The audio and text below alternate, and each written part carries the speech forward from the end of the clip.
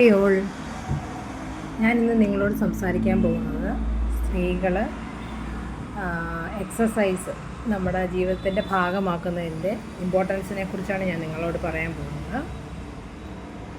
നമുക്കൊരു 35 അല്ലെങ്കിൽ ഒരു 30, ഇപ്പോൾ ഓൾമോസ്റ്റ് ഈ ഭക്ഷണശീലം എല്ലാം ഫാസ്റ്റ് ഫുഡും ഒക്കെ അല്ലേ എല്ലാവരും കഴിക്കുന്നത്. അതുകൊണ്ട് ഒരു 30 വയസ്സൊക്കെ ആകുമ്പോഴേക്കും സ്ത്രീകളിലേക്ക് ഓരോരോ പ്രശ്നങ്ങൾ, ഹോർമോണൽ പ്രശ്നങ്ങൾ വന്നു തുടങ്ങും. ഞാനൊരു ജിം ട്രെയിനറാണ്.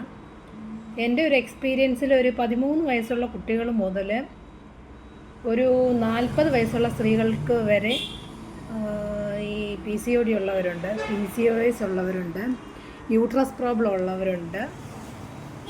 13, 14, 15, 16, 17 വയസ്സുള്ള കുട്ടികൾക്ക് എങ്ങനെയാണ് PCOD വരുന്നത്? എന്തുകൊണ്ടാണിത്? കുട്ടികളൊക്കെ വല്ല കണ്ടമാനം തടിച്ച് മുഖത്തെല്ലാം മുഖക്കുരുവൊക്കെ ആയിട്ട് ആകെ വികൃത രൂപത്തിൽ.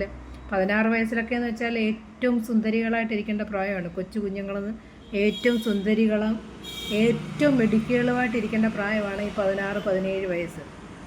അവർക്ക് ക്ഷീണം, അവർക്ക് ഒന്നും ചെയ്യാൻ ഉന്മേഷമില്ല, ദേഹമല്ല കഴുത്തിന് ചുറ്റും കറുപ്പ്, മുഖത്തെല്ലാം മുഖക്കുരു, മുടി കൊഴിയുക, ഇതെല്ലാം ചെറിയ കുഞ്ഞുങ്ങളിൽ കണ്ടുവരുന്നതാണ് ഇതെല്ലാം. ഇതിനെയൊക്കെ നമുക്ക് എങ്ങനെ നിയന്ത്രിക്കാം? അതുപോലെ തന്നെ ഓൾമോസ്റ്റ് ഒരു 30 കഴിഞ്ഞ സ്ത്രീകൾക്ക് മൂഡ് സ്വിങ്സ്, ശാരീരിക പ്രശ്നങ്ങൾ, തളർച്ച, തടി വയ്ക്കുക, ഒന്നിനോട് ഇൻട്രസ്റ്റ് ഇല്ല, ഭർത്താവുമായിട്ടുള്ള ജീവിതത്തിനോട് ഇൻട്രസ്റ്റ് ഇല്ല. അതുപോലെ തന്നെ സ്ത്രീകൾക്ക് മൂഡ് സ്വിങ്സ്. ഒന്നാമത്തെ കാര്യം എന്ന് പറഞ്ഞു കഴിഞ്ഞാൽ ഒരു കുടുംബിനിയായിട്ടുള്ള ഒരു ഹൗസ് വൈഫ് ആയിട്ടുള്ള സ്ത്രീകൾക്ക് കൂടുതൽ സ്ട്രെസ്സ് ആയിരിക്കും. അവരെത്ര ജോലി ചെയ്താലും ചെയ്ത ജോലി തീരുന്നില്ല, ചെയ്ത ജോലിക്ക് വിലയില്ല, പൈസ നമ്മൾക്ക് ചിലവാക്കാൻ നമ്മുടെ കയ്യിൽ ആവശ്യത്തിന് ക്യാഷ് ഇല്ലാതെ വരിക, കുഞ്ഞുങ്ങളുടെ കാര്യങ്ങൾക്ക് പെൻഡിങ് വരിക. എന്നാൽ രാവിലെ മുതൽ വൈകുന്നേരം വരെ അവർ ഓൾറെഡി വീട്ടുജോലികളെല്ലാം ചെയ്യുന്നുണ്ട്. ആ ചെയ്യുന്ന ജോലി എത്ര ജോലി ചെയ്താലും നമ്മൾ രാവിലെ മുതൽ വൈകുന്നേരം വരെ ജോലി ചെയ്യുന്നുണ്ട്, നമ്മളെല്ലാം ചെയ്യുന്നുണ്ട്, കുഞ്ഞുങ്ങളുടെ കാര്യങ്ങൾ നോക്കുന്നുണ്ട്, എല്ലാം നോക്കുന്നുണ്ട്. എങ്കിലും നമുക്കതിനുള്ളൊരു വരുമാനം, നമുക്കൊരു ഇൻകമോ ഒന്നും കിട്ടുന്നില്ല. നമുക്ക് സ്വയം നമുക്കൊരു ഡിപ്രഷൻ ഫീൽ ചെയ്യും. കാര്യം എന്താണെന്ന് വെച്ചാൽ നമ്മളെല്ലാം ചെയ്യുന്നുണ്ട്. നമുക്ക് പക്ഷേ ഒരു അമ്മ എനിക്കൊരു മുട്ടായി വേണം, അല്ലെങ്കിൽ എനിക്ക് എന്തെങ്കിലും സാധനം വേണമെന്ന് പറയുമ്പോൾ അത് വാങ്ങിച്ച് കൊടുക്കാനുള്ളൊരു വരുമാനം നമ്മുടെ കയ്യിലില്ലാതെ വരുമ്പോൾ ഭയങ്കര ബുദ്ധിമുട്ടാണ്. അതുകൊണ്ട് എല്ലാ സ്ത്രീകളും നമുക്ക് ചെയ്യാൻ പറ്റുന്ന കാര്യം, നമുക്ക് വീട്ടിലിരുന്ന് ചെയ്യാൻ പറ്റുന്നത് എന്താണോ, ചെറിയ ബിസിനസ് എന്ത് ചെയ്യാൻ പറ്റുന്നോ അത് ചെയ്ത് നമുക്കൊരു മാസം ഒരു 6000 രൂപ 7000 രൂപയാണെങ്കിൽ ഒരു വരുമാനം കിട്ടുന്നൊരു ജോലിയാണെങ്കിൽ പോലും നമുക്കതിലൊരു അന്തസ്സ് കിട്ടും. കാരണം എന്താ വെച്ചാൽ നമുക്ക് നമ്മുടെ കാര്യങ്ങൾ ചെയ്യാം. നമുക്കിപ്പോൾ ഒരു ചുരിദാർ കണ്ടു, അല്ലെങ്കിൽ നമുക്കൊരു കല്യാണം വന്നപ്പോൾ നമുക്കൊരു സാരി കണ്ടു, അല്ലെങ്കിൽ നമുക്ക് എന്തെങ്കിലും ഒന്ന് കണ്ട് ഇഷ്ടപ്പെട്ടാൽ അല്ലെങ്കിൽ നമ്മുടെ കുഞ്ഞുങ്ങൾക്ക് വാങ്ങിച്ചു കൊടുക്കാൻ കഴിയും. ഇതിനെല്ലാം ഉപരി സ്ത്രീകൾ ചെയ്യേണ്ട ഇമ്പോർട്ടൻസ് ആയിട്ടുള്ള കാര്യങ്ങളിൽ ഏറ്റവും ഇമ്പോർട്ടൻ്റ് ആയിട്ടുള്ള പ്രൈമായിട്ടുള്ള കാര്യമാണ് നമ്മുടെ ഫിസിക്കൽ ഹെൽത്ത് എന്ന് പറയുന്നത്. ഫിസിക്കൽ ഹെൽത്ത് ശരിയായെങ്കിൽ മാത്രമേ നമ്മുടെ മെൻ്റൽ ഹെൽത്ത് ശരിയാവത്തുള്ളൂ. ഫിസിക്കലി നമ്മൾ ഓക്കെ ആണെങ്കിൽ സ്വാഭാവികമായിട്ടും നമ്മുടെ മെൻ്റൽ ഹെൽത്തും ഓക്കെ ആവും. അതിന് എക്സസൈസ് വളരെ ഇമ്പോർട്ടൻ്റ് ആയിട്ടൊരു ഘടകമാണ്. ഒരു 30 കഴിഞ്ഞ സ്ത്രീകൾ, ഇപ്പോൾ ഇപ്പോഴത്തെ ഒരു ലൈഫ് സ്റ്റൈൽ അനുസരിച്ച് ഒരു 15 വയസ്സ് കഴിഞ്ഞ കുട്ടികൾ മുതൽ എക്സസൈസ് നിർബന്ധമായും ചെയ്യണം. കാരണം എന്ന് വെച്ചാൽ അവർക്ക് മറ്റ് സോഴ്സ് ഇല്ലല്ലോ. അവർക്ക് ഒരു പണ്ടത്തെ പോലെ ഓടലോ ചാടലോ കളിക്കലോ ഒന്നുമില്ല. കുട്ടികൾ ഫുൾ ടൈം വീട്ടിൽ തന്നെ ഇരുന്ന് മൊബൈൽ കാണുക, അല്ലെങ്കിൽ ടെലിവിഷൻ വാച്ച് ചെയ്യുക, ഇതൊക്കെ തന്നെ നെറ്റ്ഫ്ലിക്സ്, ഇതുപോലൊക്കെയുള്ള കാര്യങ്ങൾ തന്നെയാണ് കുട്ടികൾ കൂടുതൽ ഡിപ്പെൻഡ് ചെയ്യുന്നത്. പ്രത്യേകിച്ച് പെൺകുഞ്ഞുങ്ങളെ കൊണ്ട് വീട്ടുജോലികളൊന്നും മാതാപിതാക്കൾ ചെയ്യത്തില്ല. അവർ പഠിക്കട്ടെ എന്ന് വിചാരിക്കും. പക്ഷേ നിർബന്ധമായും എക്സസൈസ് നമ്മുടെ ജീവിതത്തിൻ്റെ ഒരു ശൈലിയാക്കി മാറ്റണം. അതിലൂടെ നമുക്ക് തടി കുറയ്ക്കുക എന്നുള്ളതല്ല, നമ്മുടെ ഫിസിക്കൽ ഹെൽത്ത് ഓക്കെ ആവും. നമ്മൾ പഴയതുപോലെ നമുക്ക് ചാടി നടക്കാനും ശ്രദ്ധിച്ചിട്ടില്ലേ? മിക്കവാറുമുള്ള സ്ത്രീകൾക്ക് ഒരു തലമുടി കെട്ടാൻ കൈ വെക്കാൻ പോലും കഴിയത്തില്ല. കാര്യം അവർക്ക് കൈ കഴിക്കും. ഒരു മാറാല അടിക്കാൻ കൈ വെക്കാൻ കഴിയത്തില്ല,